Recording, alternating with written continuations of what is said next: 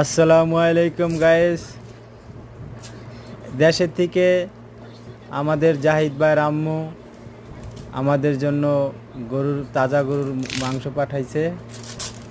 খুব সুস্বাদু মনে হয়, তাই একটু কষ্ট করে কাটতেছি। আসসালামু আলাইকুম গাইস। দেশের থেকে আমাদের জাহিদ ভাইয়ের আম্মু আমাদের জন্য তাজা গরুর মাংস পাঠাইছে। খুব সুস্বাদু মনে হয়, তাই একটু কষ্ট করে কাটতেছি। বাজি রে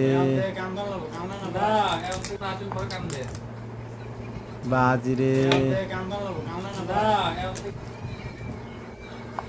কাটতে অনেক কষ্ট হইতেছে, কারণ বোঝেনি তো রান্না করা গোস্ত, অনেক টেপ পেঁচাই দিছে পলিথিন, যার কারণে পানি ঢুকতে পারবে না, নষ্ট হবে না বাতাসে।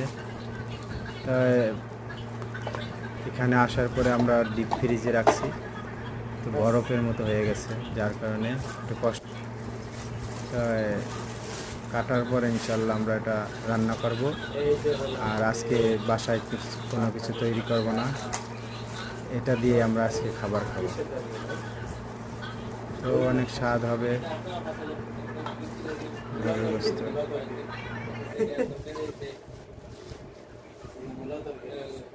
এই যে জাহিদ ভাই দেশের থেকে ফ্যামিলি, আল্লাহ ভুলে যায় আমাদের কাজ হবে না।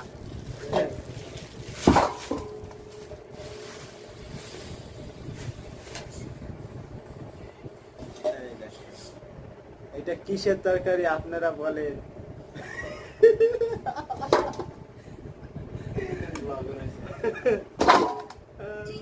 এই না চলে আর কিছু আছে বাজিরে, দেখছেন না আমি ভুল দেখছি চোখে। কাটবো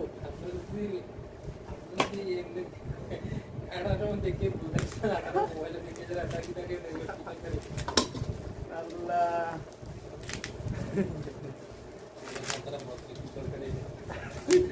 তারাও বলবো যে না নতুন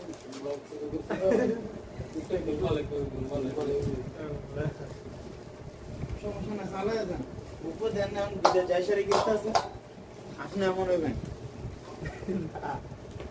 ওই দেন না ভাই।